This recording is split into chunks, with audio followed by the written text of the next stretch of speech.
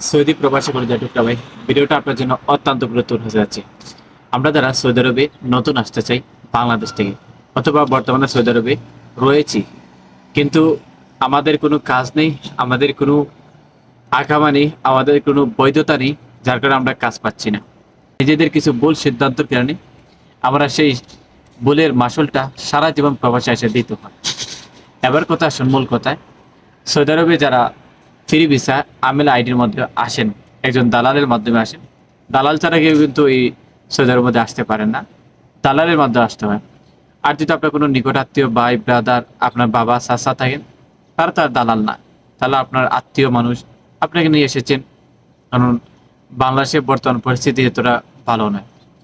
যেহেতু আমি এসেছি প্রবাসে, আমার ভাইটা বা আমার ছেলেটা কিংবা আমার বাচ্চা ছেলে যদি সৌদি আরবের মধ্যে এসে ভালো একটা কাজ করতে পারে, তাহলে তার লাইফটা একটা সেটেল হওয়ার সম্ভাবনা রয়েছে। মানুষের মধ্যে যারা আপনারা আসেন, তারা তো আর দালাল নয়।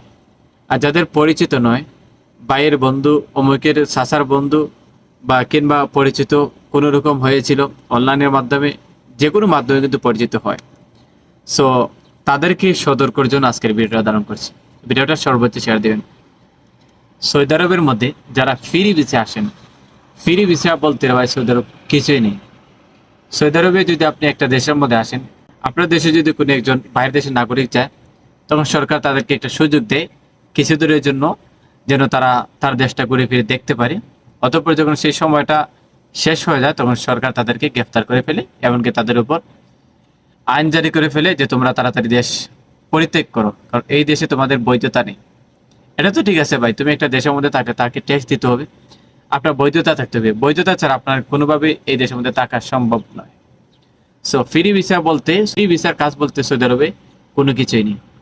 দালাল আপনাকে আনবে আনবে ফ্রি ভিসা বলে। ওই যে মাঝে মাঝে আমরা ভিডিওর ভিতরে দেখি না, যে দালাল কি ফাড় দেয়, যে কোম্পানি বেতন থাকবে 1200 রিয়াল, তারপর তোমার বেতন আরো এক্সট্রা, তুমি যদি ওভারটাইম করতে পারো আরো পাবে 300 রিয়াল, এরপর বাইরে কাজ করতে পারলে আরো পাবে 200 রিয়াল। মিয়া, তোমার যদি 2000 রিয়াল হয়ে যায়, তাহলে মাসের কি লাগে? তুমি খাইবা কয় টাকা? বছর হিসাব করো, 7-8 লাখ টাকা আপনি ইনকাম করতে পারেন। এরকম কিন্তু পারতে। আসলে দালালের মিষ্টি মিষ্টি কথায় আপনারা পড়ে যাবেন না। দালালের কথা মারাত্মক লেভেলে কিন্তু খারাপ।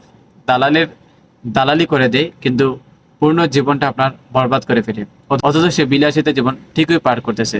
যারা সৌদি আরবের মধ্যে 3 মাসের বেশি আসতে চান, বর্তমানে সৌদি আরবে যারাই আসেন 3 মাসের বেশি কখনো আসবেন না। বলতে কি 3 মাস কি, সৌদি আরবে আসার নামটাই বলে যান।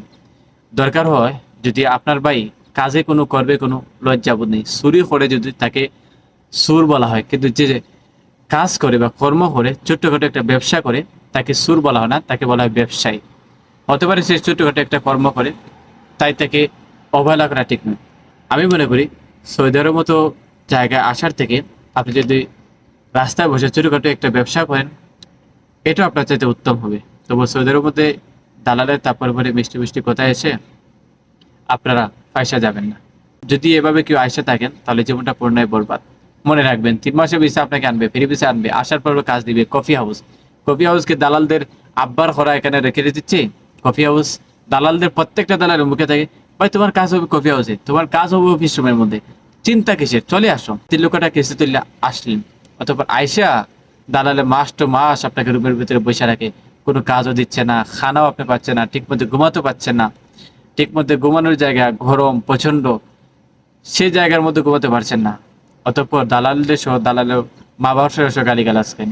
কেন দালালে তখন গালি দেওয়ার প্রয়োজন নেই। তখন আমি দোষ দিব আপনার নিজের দোষ। কেন আপনার দালাল মিষ্টি মিষ্টি কথায় কইলা যান? দালাল থেকে দূরে থাকুন। দালালরা হচ্ছে ভাই মিষ্টি মিষ্টি কথা বলে আপনার জীবনটা বরবাদ করে দিবে। ভিডিওটা সর্বদা সাথে দেন। সৌদি আরবে 3 মাসের বিষয়ে আশা থেকে সবাই বিরতি থাকুন।